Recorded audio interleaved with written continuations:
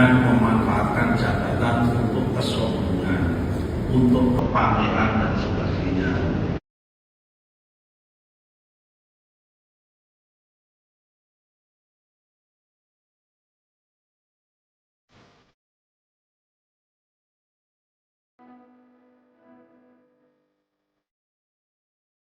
Karena itu saudara-saudara sekalian, bagi yang hari ini dilantik dan mempunyai amanah jabatan ini, selama masih ada amanah itu, manfaatkan amanah ini dengan sebaik-baiknya.